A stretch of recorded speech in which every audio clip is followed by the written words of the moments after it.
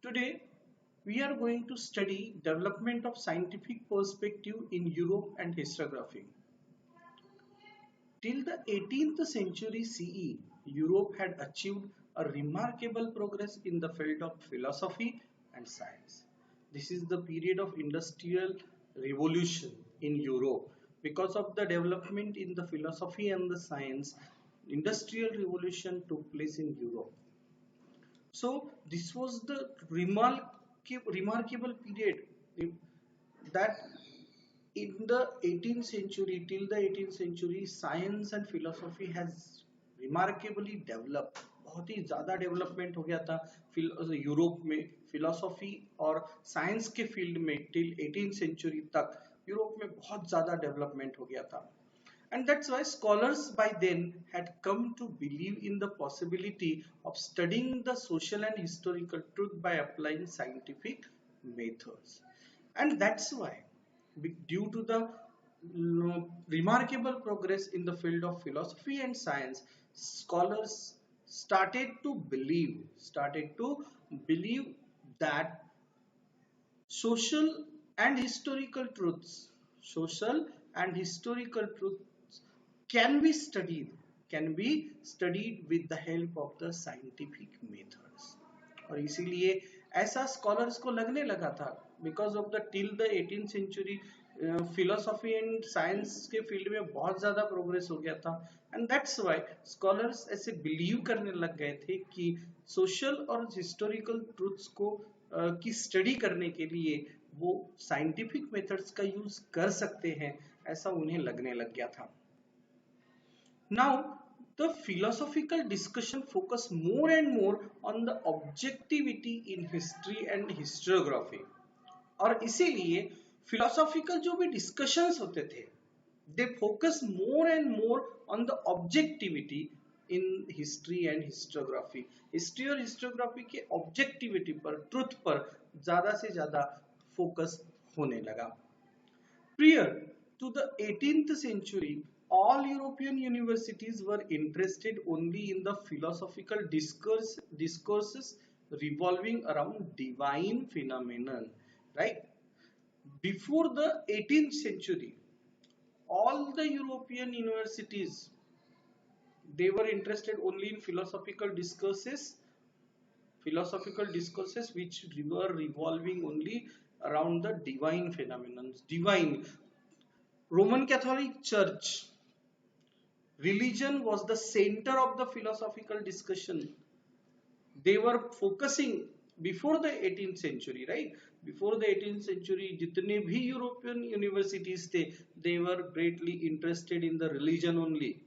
Their philosophies were revolving around the religion. Religion के आजू बाजू में ही घूमने लगा था. But afterward, the 18th century तक साइंस एंड फिलोसॉफी का डेवलपमेंट होने की वजह से the scholars started to think applying the scientific methods in the study of the social and historical truths, and in this way they focus more and more on the objectivity of the history and historiography. However, gradually this scenario began to change.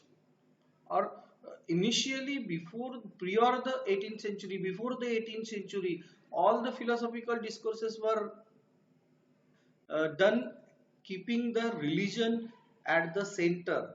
But gradually this scenario, these scenes began to change, and at last in 1737 CE, the Göttingen University was founded in Germany. This can be asked us for the filling the blanks also. So in 30 is actually 1737 C को जो Göttingen university found हुई थी, establish हुई थी Germany में, this university was the first university which had started an independent department of history. This university had started independent department for history. History के लिए एक independent department इस Göttingen University ने बनाया था. And later other German universities also became centers of the historical studies. Afterward, other universities, other German or European universities also followed this university, and they also started the historical studies. They also made the department for the historical studies. Now we are studying now notable scholars. Let us know the notable scholars in Europe. For this purpose, notable scholars wave can be asked that in activity exercise you have this question that write the names of the notable scholars in Europe. The contribution of many scholars are important in the development of historiography. Let us have a look at the contribution of a few notable scholars in Europe. So, in the development of the historiography in Western part of the world, many scholars have contributed. Some of them are really worth to mention over here, and we need to study them. So amongst them, the first one is the René Descartes. His duration was from 1596 to 1615. So while talking about the René Descartes was the foremost among scholars who insisted on verifying the reliability of historical documents by critically examining them. So among the historians, European historians, René Descartes was the first, he was the pioneer among all the scholars in the western part of the world who insisted on verifying the reliability of the historical documents by critical examination. Means he forced, he insisted that the historical document should be examined critically. हमने उसको we have to verify the historical documents. We have to verify the reliability, how truthful they are. We have to check them by doing critical examination of those historical documents. Among the rules given by him in his book Discourse on the Method, okay, which book he has written? Discourse on the Method. René Descartes, wrong pair के लिए पूछा जा सकता है. So René Descartes Discourse on the Method. In this book he has written all the rules for critical examination, critical study of the historical documents. So among the rules given by him in his book, the following is supposed to have a great impact on the scientific method of research. So in which book René Descartes has given all the rules for the critical examination of the historical documents? The name is Discourse on the Method. Okay, so he had a great impact on the scientific method of research in history.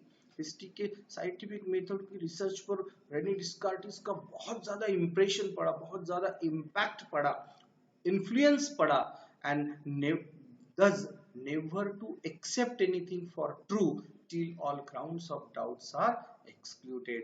And this way, in the scientific method of research, in the study of the history, the scholars started to believe, they follow the rule of René Descartes that never to accept anything for true. किसी भी चीज को सच तब तक मत मानो till all grounds of doubts are excluded. जब तक पूरे डाउट्स क्लियर नहीं हो जाते हैं, डाउट्स दूर नहीं हो जाते हैं, तब तक किसी भी डॉक्यूमेंट को, किसी भी चीज को सही मत मानो. This was the impact of René Descartes on the historical research method. Then another scholar of the Europe, that was Voltaire, that is Voltaire.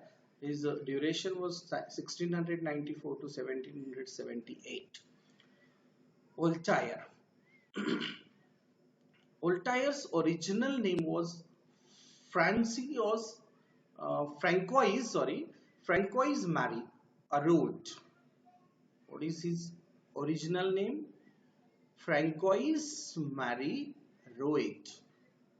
He was French. He was French. This is the French name of Voltaire. Okay, Francois Marie Aret is the French name of Voltaire.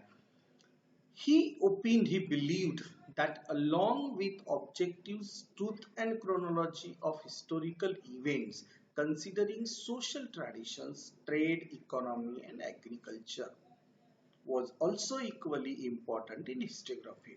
Actually, what would happen that while writing history, while writing historical narratives, the scholars were only objecting the objective truth and chronology of the historical events. They used to see only that. They were focusing only on the objective truth of, and chronology of the historical events. But Voltaire, Francois Marie Aret, he believed that apart from these, apart from objective truth and chronology of historical events, a scholar should focus on the social traditions, trade, economy, and agriculture of that period. He believed that these are also equally important while writing the historiography with the objective truth and chronology of the historical events. Means chronology of historical events and the objective truth of those historical documents, इसके साथ साथ social traditions कैसे थे, trade कैसे थे, economy कैसा था, agriculture कैसा था उस समय का, उस पीरियड का, उस पर भी स्कॉलर ने हिस्टोग्राफी लिखते समय बहुत ही ध्यान देना चाहिए. वो भी इक्वली इंपॉर्टेंट होता है, ऐसे व्यू वोल्टायर ने रखे थे. It gave rise to the thought that understanding all aspects of human life is important for history writing, and that's why, because of the opinion of Voltaire, because of the opinion of Voltaire that social traditions, trade, economy, agricultures, we have to equally focus on these things also. So because of this view, it gave rise to the thought that understanding all aspect of human life is important for writing history. So all Voltaire had a great impact on the that society of the scholars, that all the scholars, all the historians started thinking, they thought that it is also important to understand all the aspects of the human life while writing history. History लिखते समय human life के सारे aspects को, social life, economical life, cultural life, agriculture, ये सारी चीजों को भी हमने समझना चाहिए. ये भी बहुत इंपॉर्टेंट होती है. ऐसा थॉट, ऐसा विचार लोगों में, स्कॉलर्स में फैल गया. Thus, it is said that Voltaire was the founder of modern historiography. और इसीलिए वोल्टायर को मॉडर्न हिस्टोग्राफी का फाउंडर कहा जाता है. Because his views were revolutionary views, that he was not only depending to write the history for the historical documents, objectivity of the truth of historical documents, or he was not studying only the chronological history of events, but he told the told the world that social traditions, trade, economy and agriculture are also equally important for writing historiography, and that affected the scholars and the world, and the people and the scholars started to understand all the aspects of human life while writing history. And that's why Voltaire was known as the founder of modern historiography. George Wilhelm Friedrich Hegel, 1770 to 1831. Hegel was a German philosopher. He insisted that the historical reality should be presented in a logical manner. So Hegel was a German philosopher, and he insisted that historical reality, historical जो truth होता है, it should be presented in a logical manner. Logic होना चाहिए, उसको जब present करते हैं it should be presented in a logical manner, उसे लॉजिकल मैनर से प्रेजेंट किए जाने चाहिए। To him the timeline of historical event was indicative of progress. उनके लिए according to George William Hegel, timeline of historical event was indicative of progress, means line of historical event, it shows the progress of the human mankind का progress दिखाती है। Timeline of historical events की timeline हमें एक progress दिखाती है कि that how the human evolution of human का इवोल्यूशन कैसे हुआ ये हमें बताती है। ऐसा वो कहते हैं कि he also thought, वो ये भी सोचते थे that the presentation of history is bound to change over the time, means he also thought that the presentation of history is bound to change over the time the presentation of history should be changed, it is essential to change the presentation of the history, means history का presentation बदलना चाहिए, समय के अनुसार बदलना चाहिए, because new evidences would come forth, क्योंकि नए नए evidence सामने आते हैं, and that's why according to that new evidences that should be changed, वो चेंज होना चाहिए, ऐसा वो हेजल कहते हैं that presentation of history bound to change over the time as a new evidences come forward, तो नए नए एविडेंस आते तो presentation of history should be changed. With Hegel's philosophy, many scholars were convinced that historical methods were not of lesser quality, though they differed from scientific methods. Because of the Hegel's philosophy, many scholars of the time were convinced, ये सोचने लग गए, ये वो convince हो गए that historical methods were not lesser in quality, they were not lesser in quality than the scientific methods, though they were different from them.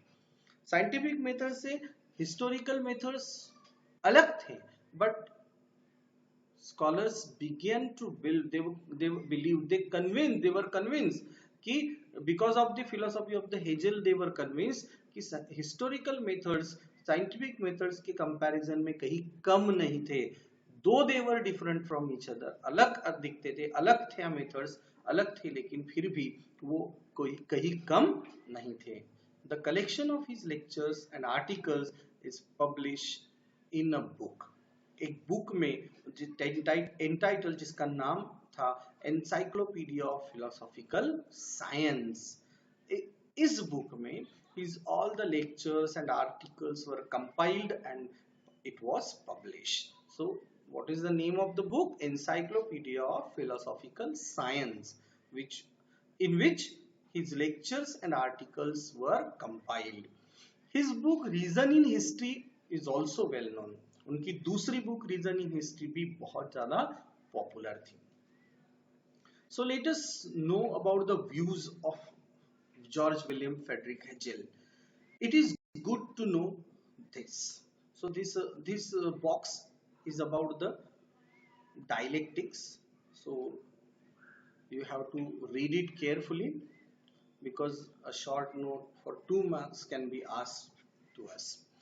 According to Hegel, grasping the meaning of any event happens in terms of two direct opposites. According to Hegel, when we try to, if we want to understand, we want to grasp the meaning of any event that happens in two terms, in two direct opposite terms, means if we want to understand the meaning of any event, for understanding the meaning of that event, we have to understand it into opposite things. Opposite term में हमें उसे समझना चाहिए. Human mind cannot understand the true nature of that event without understanding the opposite. We human mind cannot understand the true nature of any event, किसी भी event का true nature तब तक नहीं समझ सकता है until he understand the both the sides, opposite sides of the event. Okay, means opposite side should be understood if we want to understand the true nature of the event.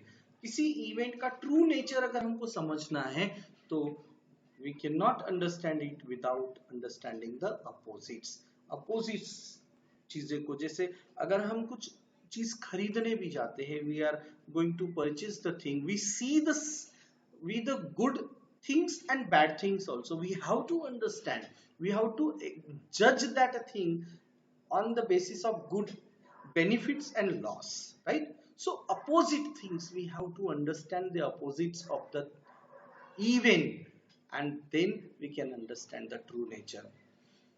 For example, he has given some examples. So according to Hegel, grasping the meaning of any event happens in terms, जो event किसी terms में होते हैं, of two direct opposites.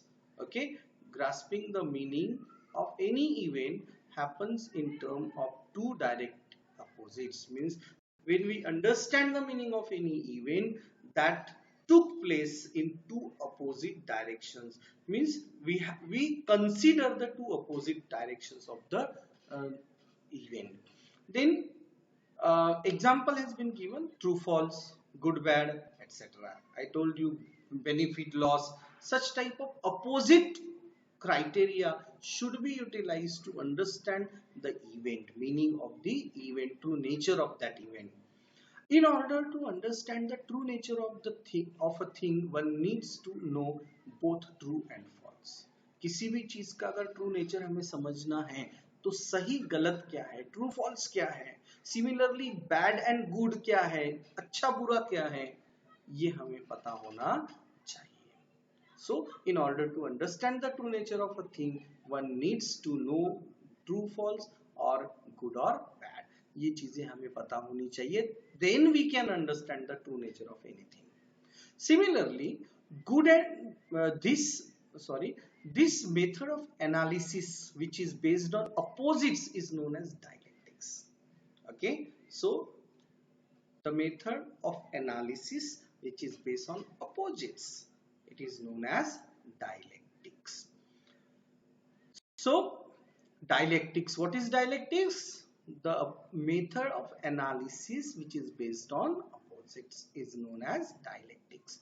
In this method a theory is proposed at the beginning. सबसे पहले dialectics में सबसे पहले क्या किया जाता है, तो a theory is created, a theory is proposed. एक theory in this method, a theory is proposed at the beginning.